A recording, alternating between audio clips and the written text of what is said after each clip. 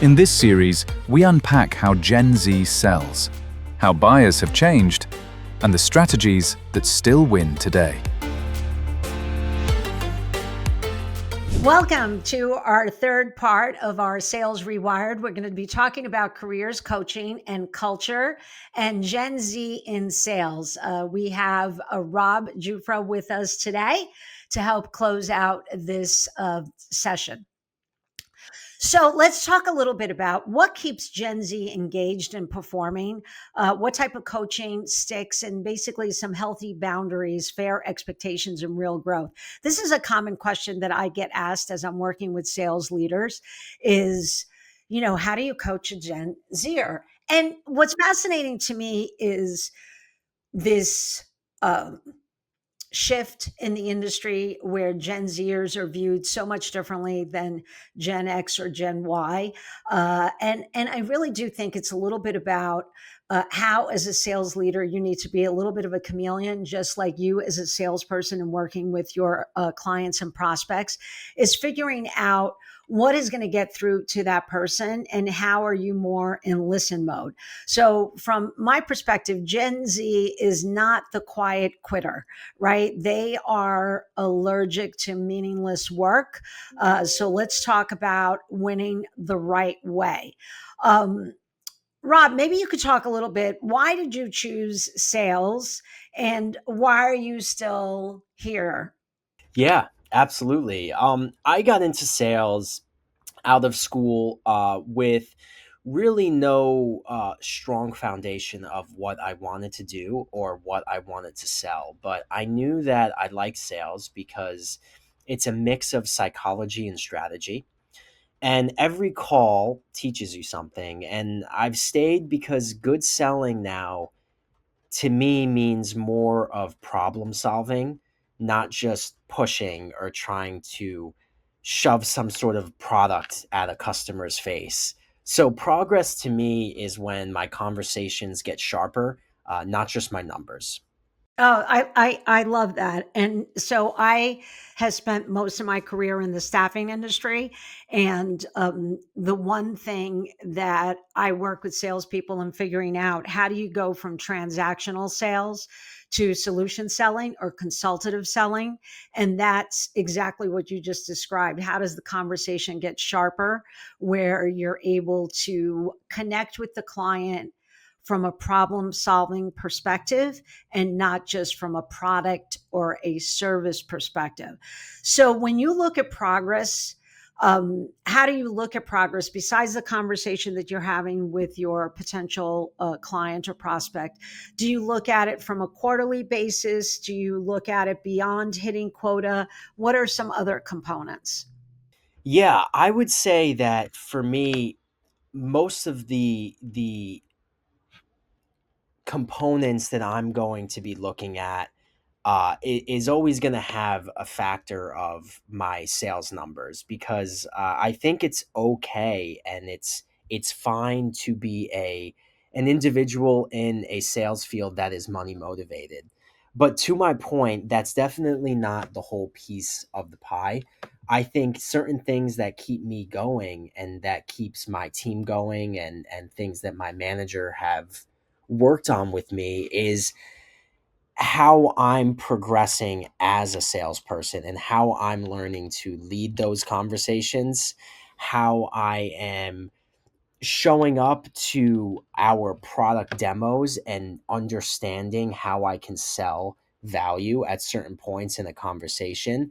To me, if that means losing a couple deals through being transparent and maybe saying, "Listen, I can't provide you the value here," then to me that's still winning.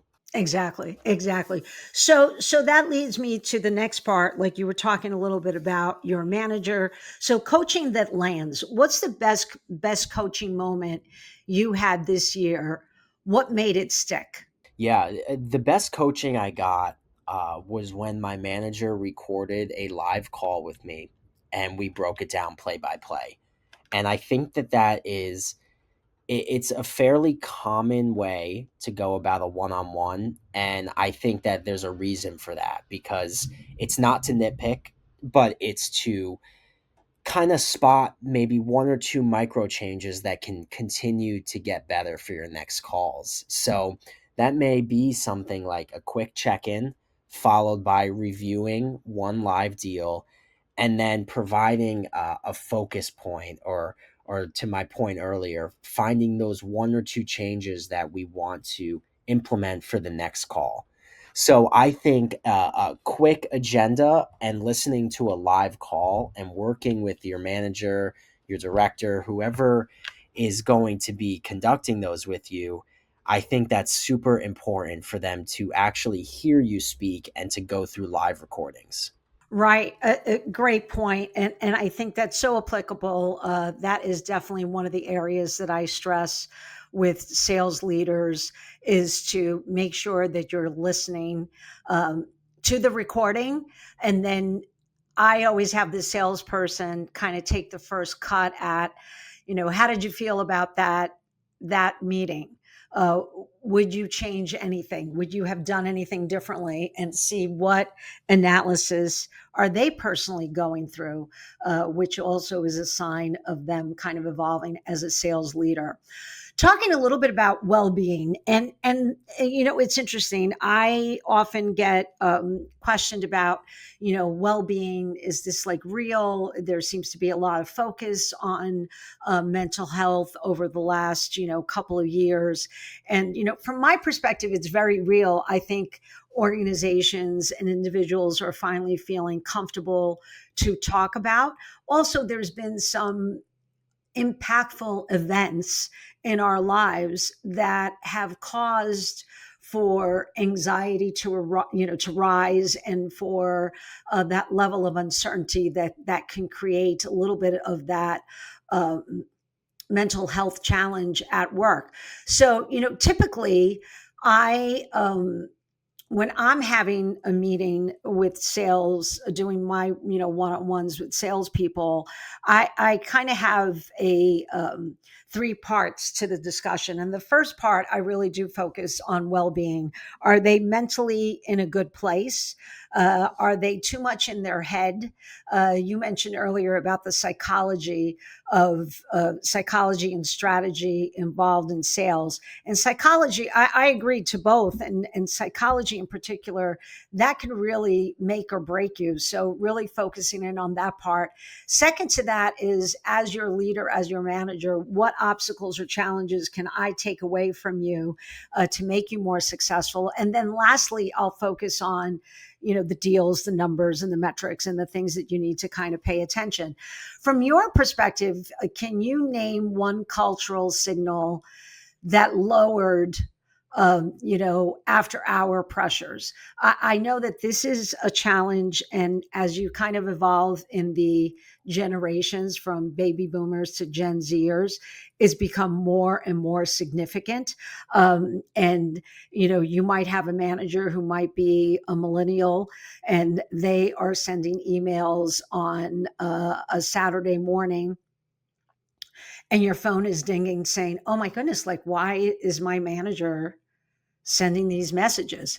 And I recently spoke to a CEO of a company where what they did was they added to their signature, please respond during your normal work hours. And actually, he further explained that he had two small children, and therefore his work hours are not the same as everyone else. But that helped positively affect the culture. Is there anything that you could share that might be helpful to eliminate some of those anxieties?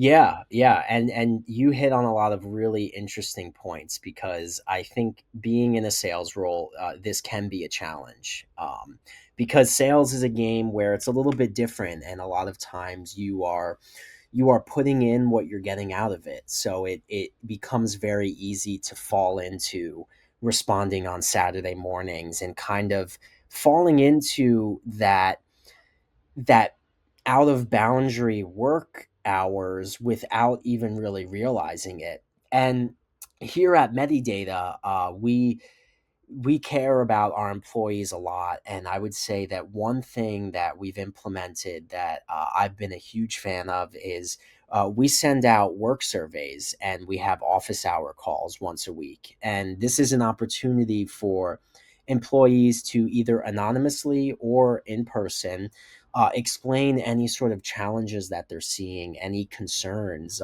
as well as positive things, right? Things that may be working. And I would say that those office hours for the employees have definitely been a game changer because I know myself and other team members utilize that. That's great. It's so important to stay connected with the employees. The mentality that, well, this is, as leadership, this is what I said and this is what we're going to do, are long gone. You're going to lose your teams that way. How do you beat the Sunday scaries? I remember as a kid, getting ready to go to school and it's like, it's school Monday. But then as you get older and you're working, you go, I got to go to work on Monday. Is there anything that you do that kind of helps beat any of that Sunday anxiety? Yeah, for me, I run and I work out, and to me that is able to at least clear my mind. And then right before Monday, either Monday morning or Sunday night, I'm very old fashioned and I'm a big to do list person. So if I write out my micro goals for the week on a piece of paper or in my notes app or wherever it may be, to me, that gives me a little bit of structure going into Monday morning. And it's something that I've done since I was in my university, and I'll probably continue to do it through my career. Yeah, me too. I've been doing it my entire life. Did it through school and did it through, my work career.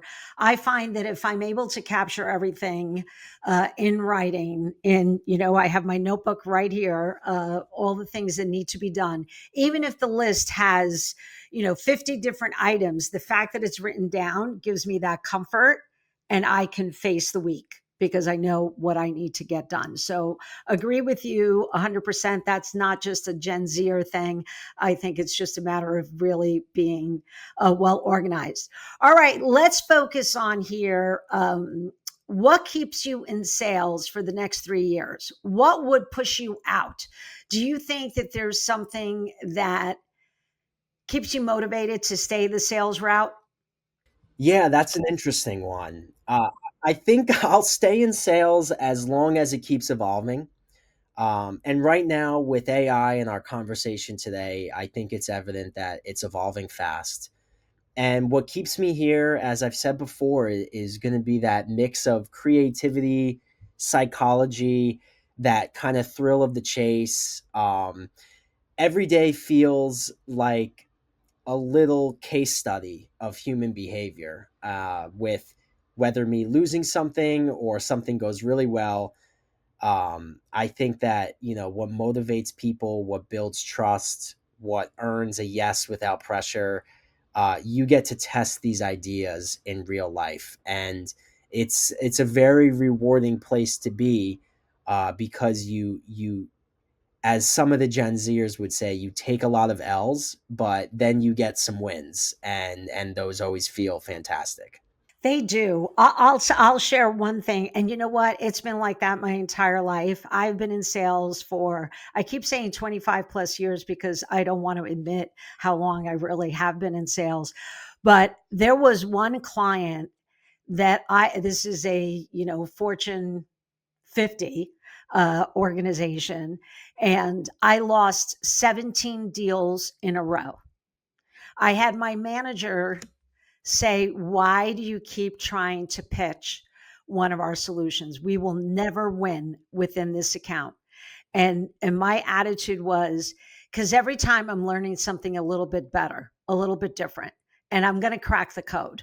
I'm going to get in there. And sure enough, after that 17th loss, I nothing but won every other opportunity with that organization because I figured out what they really wanted, what they really needed. So that's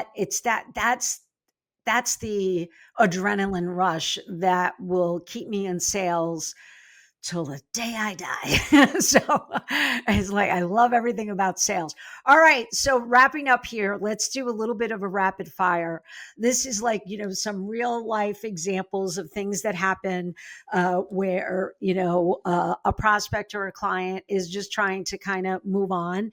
And, let's talk about the stall tactic. When a client says, just send me something.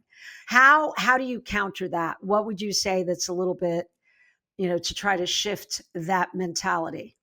Sure. I have two. So, one that I will always fall back on that's great is, saying something along the lines of, absolutely, I'm happy to share with you some info, but can I ask what you'd want it to do for you and what would make it the most valuable?